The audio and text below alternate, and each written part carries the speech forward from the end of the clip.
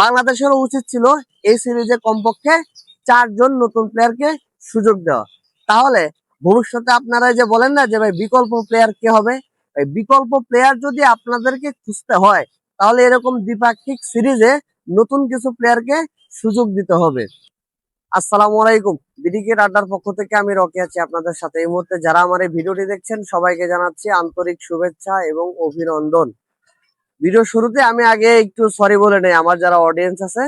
আমি আগের ভিডিওতে বারবার একটা কথা বলছিলাম, সেটা হচ্ছে আফগানিস্তান সিরিজের সাথে নুরুল হাসান সোহানকে খেলা হয়েছিল। ওই কথাটা আমার একটু মিস্টেক হয়েছে। ওয়েস্ট ইন্ডিজের সাথে 3টা ম্যাচের যে সিরিজ হয়েছিল ওই 3টা ম্যাচেই নুরুল হাসান সোহানকে খেলানো হয়েছিল।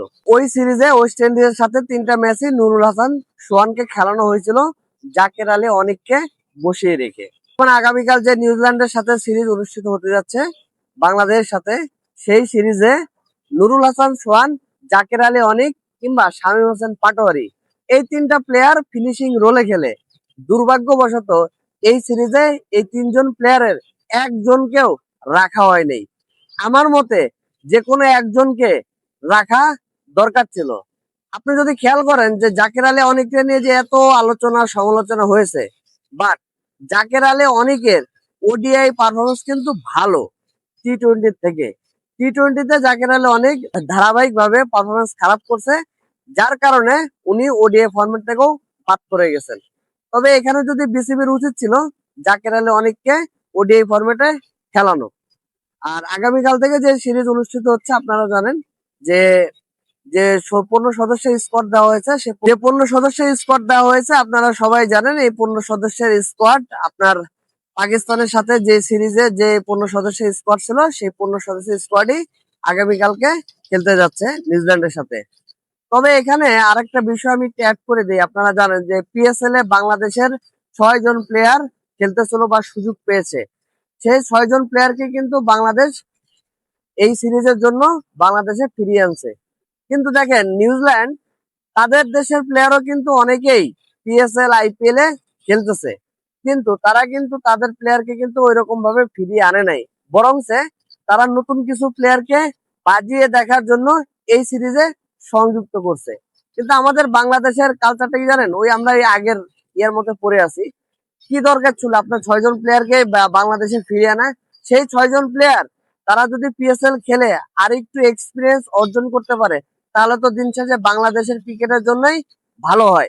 তাদের 6 জনকে ফিরিয়ে আনা এটা আমার মতে এটা উচিত হয় নাই। আপনি 2 জন বা 1জনকে নিয়ে আসতে পারতেন, বাকি 4জনকে আপনি পিএসএল খেলার সুযোগ করে দিতেন।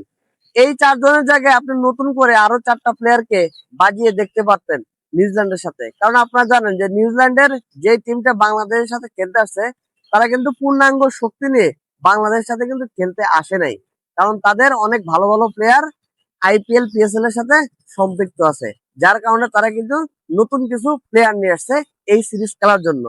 বাংলাদেশেরও উচিত ছিল এই সিরিজে কমপক্ষে 4 জন নতুন প্লেয়ারকে সুযোগ দেওয়া। তাহলে ভবিষ্যতে আপনারা যে বলেন না যে ভাই বিকল্প প্লেয়ার কে হবে, বিকল্প প্লেয়ার যদি আপনাদেরকে খুঁজতে হয় তাহলে এরকম দ্বিপাক্ষিক সিরিজে নতুন কিছু প্লেয়ারকে সুযোগ দিতে হবে। সুযোগ দেওয়ার মাধ্যমে তারা প্রমাণ করতে পারবে যে তারা কতটা বিকল্প প্লেয়ার হিসেবে রেডি আছে। তো যাক, আমি এই বিষয় নিয়ে আর সমালোচনা করব না। বাংলাদেশের ক্রিকেট কালচার এখন পর্যন্ত আপডেট হয় নাই। বাংলাদেশের বর্তমান যে আপনারা জানেন অ্যাডহক কমিটির সভাপতি তামিম ইকবাল খান, তামিম ইকবাল এখন আসছে। তারা যেহেতু 3 মাস সময় পাবে, তারপরে একটা নির্বাচন হবে, নির্বাচনের মাধ্যমে যদি তামিম ইকবাল আসতে পারে আবার বিসিবি প্রেসিডেন্ট হিসেবে, তো তখন তারা কি করবেন না করবেন সেই বিষয়ে মন্তব্য করব। এই মুহূর্তে আসলে এই ভোটকে নিয়ে তেমন কোনো মন্তব্য করা আমার পক্ষে ঠিক হবে না, যার কারণে এই ভোট নিয়ে আমি কোনো মন্তব্য করতে যাচ্ছি না। দেখা যাক কি হয়। তো বাংলাদেশ ক্রিকেট টিমের জন্য দোয়া এবং ভালোবাসা রইলো। নিউজিল্যান্ডের সাথে যে সিরিজ অনুষ্ঠিত হতে যাচ্ছে আগামীকাল থেকে, বাংলাদেশ যেন প্রত্যেকটা ওডিআই ম্যাচ জিততে পারে। তো সবাই ভালো থাকবেন। বিডিকে ডাটার পক্ষ থেকে আমি রকি আজকে বিদায় নিচ্ছি। আল্লাহ হাফেজ।